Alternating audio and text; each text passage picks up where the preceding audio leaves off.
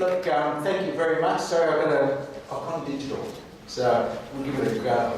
I've got some notes here because I didn't want to bore you with a lot of words. I want to give you look at some of the really interesting stuff we have.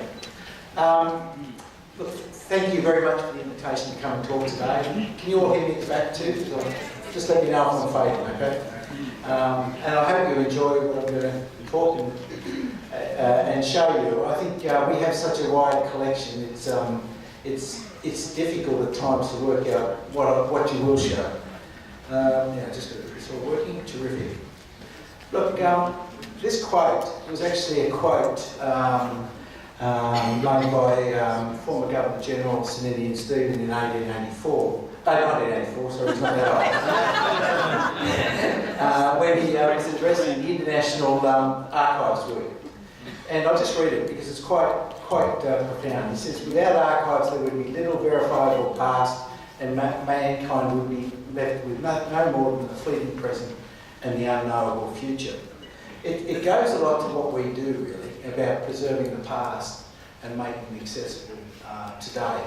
In 1998 the State Records Authority of New South Wales, which I'm director of, was enhanced with the introduction of the new Act. And that Act was very clearly brought in by both the government and opposition to actually, following a number of royal commissions in the 80s and 90s, for two reasons. One was to actually restore that confidence of the public in government through good record keeping, because there was a strong link between accountability and good record keeping. And the second thing was to broaden it and allow it to adapt to and cover those new records that were being created, all electronic, which we know is digital today. So it's still in existence, and obviously I'm very pleased to say that the official records relating to the foundation of this country in New South Wales and by extension Australia are held, and they date back to 1787, actually a year before, because that was the time that King George III, I think it was, yes, commissioned Captain Arthur Phillip from the Royal Navy to establish a convict settlement at Botany Bay.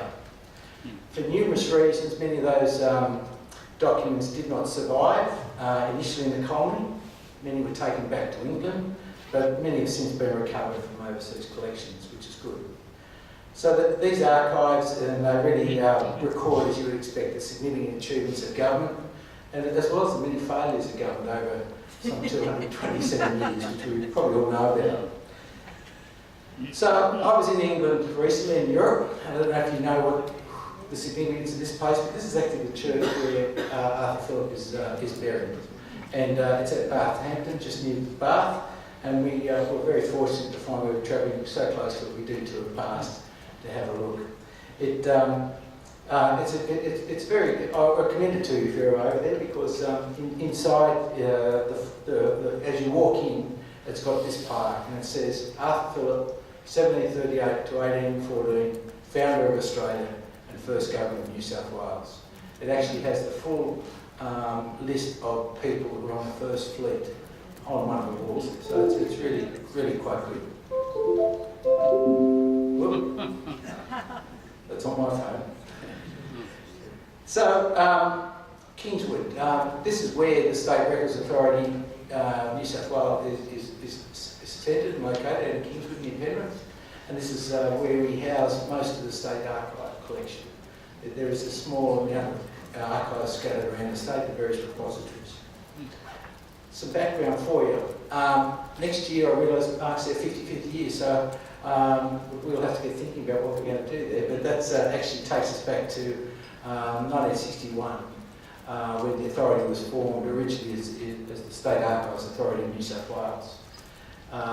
The Act, as I mentioned, State Records Act 1998, is the enabling legislation, and we're really tasked with preserving those important records of the state and making them accessible to you and also the government agencies that need them. We're a very diverse organisation. We have four main functions. We have a commercial business activity, which is our government records repository, which provides storage management services for government agencies, and that provides a substantial amount of our funding. We have an advisory group, which is the government record keeping group, which actually provide the advice back to government agencies on good record keeping to making sure that we do promote that. We have the public access reading room, which really runs our outreach programs, including exhibitions. And then we have the State Archives team, who actually got a different name to that, but I think that's the easiest way to describe them. They're the experts that actually preserve and manage our chartered in preserving and managing the State Archives. I might add though that it takes many different forms, as you'll see now in a few seconds. It is a significant cultural asset of the State Archives. It's worth nearly $1 billion, and it has those foundational records I mentioned going back. We measured in terms of linear kilometres in size, because it's also a number of records. We know there's about 12.1 million items in the collection. It measures about 78 linear kilometres, and we believe it's probably about another 120 kilometres waiting in government agencies or under the control of government agencies that are still being used today, that will eventually come across as archives over time. And I mentioned we've got 7 sites in total, the big one being in Kingswood, but we also have regional sites. If you're ever travelling around New South Wales, there's one in Armidale at Armidale University, 2 in Newcastle, one at the university, one at the library, one at Wagga at Charles State University, and another one down at Wollongong University too. This, on the right, those that may have seen, noticed this from last year, we actually received this really significant collection back from England last year, and it was donated back from Lord Carrington's ancestors, his ancestors. Got that the wrong way? Descendants, thank you. Descendants, yeah, the other way down. And they realised they had this really rich collection of illuminated addresses that have been beautifully bound, but really should belong, be handed back to New South Wales. So we took delivery of them, accepted them, or Murray Bashir did actually for us at a special ceremony last May. And the bottom left is the clip we did, one of the bits we did with ABC TV that came in and filmed it. So as I said, it's not just paper, it's a whole range of things in our collection.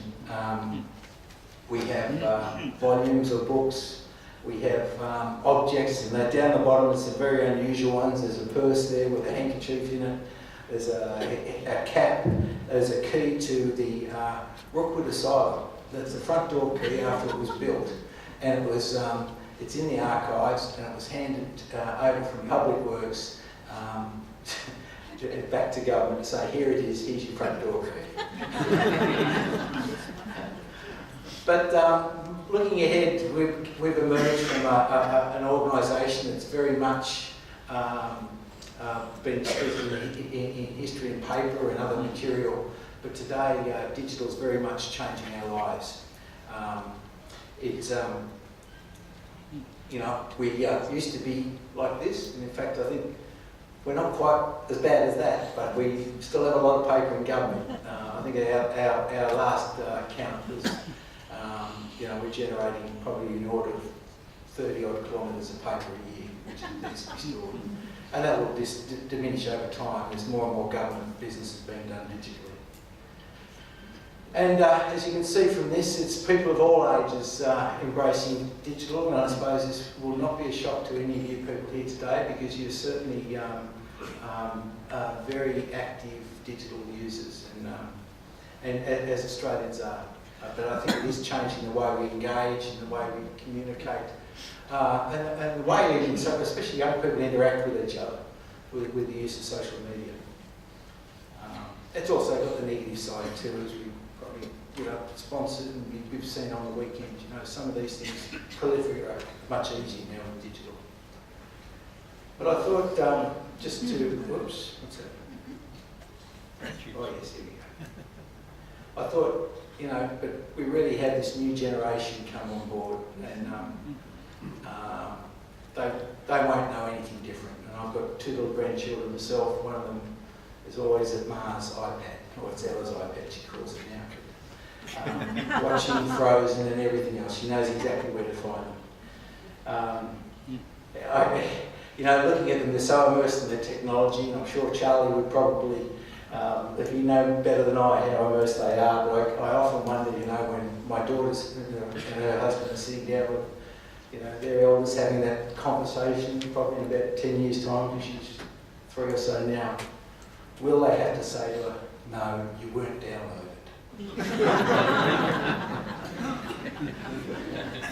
So it's a real game change, and I think what we're doing is we're spending a lot of time refocusing our efforts on what we have to do to make our collection and the archives more accessible.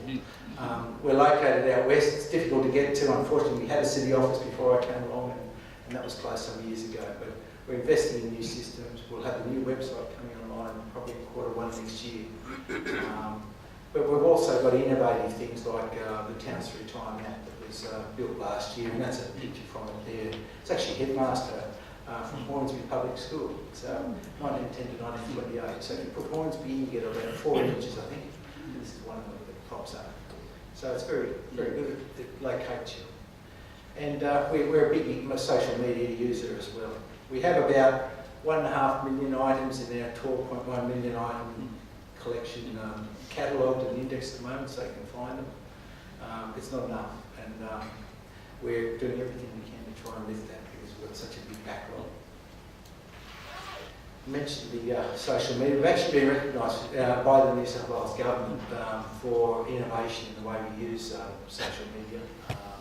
We have a fairly small team out there at State Records, but we've got an enthusiastic group of social media users, and they rotate. We've got a virtual team there, and they rotate the duties each day, so someone is always looking after it. If you haven't seen our On This Day, if you're not hooked up to the State Records on Twitter, for example, I'd suggest you do that, or Facebook, and you'll see the On This Day publication that comes out every day, which it normally has a really interesting image or story. So one of the great achievements, and I can't take credit for this, has happened just prior to me getting there, but I knew about it for a long time, is the completion of the Digital State Archives last year. This is I mentioned we're moving into digital, but digital has some risks, and for us the risk is we'll be able to guarantee access to digital objects, and what we call born digital objects, that have no physical underlying object to go back and re-image or re-photograph. Or we'll be able to guarantee access to those in 10, 20, 30, 50 years like we can with paper. And I think it'd be a game person that said you could with the way technology moves. So what we have here is we've actually built a system that actually enables us to, with a high degree of confidence, guarantee future access to that. It's called our Digital State Archive. It came out, all right, I better move up. So maybe I'll speed up and if I can get some more of that. But some of the things it's got in there at the moment, media releases from the past premieres. We're actually getting ready to migrate things like the coronial information from the three-party landslip inquiry into that, so it's accessible in the future. If you haven't been to our website, I thought I'd just put a couple of very quick links in here for you. The website is going to be different next year. It'll be a bit cleaner than this. But down the bottom right-hand corner, there's a quick little section, and that's a pretty good way to start if you're unfamiliar, because it is a difficult site to navigate. There's a lot of information. Just clicking on and searching our collection again, you'll find this down the bottom, Archives in Brief, and that's a really good lead into family history if you haven't used the site. It's got some really interesting things and resources that you might be able to use. This is an early convict index, and it's actually the first one that sorry, I'm a bit behind. I haven't been following the script. But it really is the one, if I can just read it, it says, from this to follow 13 in the registry on the First Fleet, which has Governor Phillip, and it's got a register of all those that are on the ships. So that's actually in there. These are two examples of the Ned Kelly telegrams, and these are particularly interesting. One up on the top left here It is from the Colonial Secretary in Victoria to the Colonial Secretary in New South Wales, and it reads, Ned Kelly, mortally wounded, Byrne said to be lying shot dead in a hotel. Dan Kelly and Hart cannot hold out much longer. None of police, with the exception of Superintendent Hare, injured. Now it's undated, that one, but then the other one is dated, and that was on 28th of June 1880. It's from the Chief Secretary of Victoria to the Colonial Secretary of New South Wales, again stating that the outlaw Ned Kelly has been taken and the others are surrounded in a house at Glenrowan. They will, it is hoped, be captured today. So there's about 11 or 12 of those. And there's also digitised, they're all online. There's a digitised copy of a handwritten draft letter from Sir Henry Parkes, who was Premier of New South Wales 5 times, I think, in the 1880s, in 2 minutes. And anyway, it's quite interesting reading as well. Lots of other things there, Survey General sketchbooks, images on both in our website, and also this one is a lithograph of Kensington. Lots of school photographs, roll books, dress books, these are all available online. This is Stragan back in 1912. And then a lot of online galleries, and you'll find a lot of these in there. Bushrangers, you'll notice just down on the, probably about here, this is where you find the Ned Kelly stuff. And that is an extract there, a quick copy of the highlights of some of the Carrington albums that we have on digitised. We've got 4 of those albums fully digitised at the moment. And there's 2 of them up close, or just 2 pages of them. And the last thing I thought I'd just briefly talk about is just our current exhibition. If you haven't, but Jane and I were talking about this before. Jane has been out there to the exhibition, Public Service, War Service. It's about the stories that came out about the people in public, what we call public service today, but government employees that went off and fought in World War I. Out of the 66,000 volunteers that went off to fight, 11,000 came from New South Wales Public Service. 8,500 came from the railways. Of those that went off, I think it's about nearly 1,700 killed. Railways lost about 1,250. So this is about their stories and their family stories and people at home, and some of the people that actually, women that moved into roles that they didn't play. You'll find their indexes online. You can do a lot of searching, just like you can with National Archives, who we work very closely with in the War Memorial in the library. And on Flickr, you'll find over 110 photographs of the World War of New South Wales government employees that fought in World War I. I still don't know if this is S.J. Holden here is related to William Holden, who was Premier at the time. But it is a striking resemblance in the photo. I need to find that out. But that's one of the searches. So that's my presentation. Look, I'd just like to thank you again. If you haven't been out and come and visit us, we're on the way to the mountains, so it's a good day trip. And hopefully this will give you some help with your own family searches and histories. And I thank you again. Thanks very much.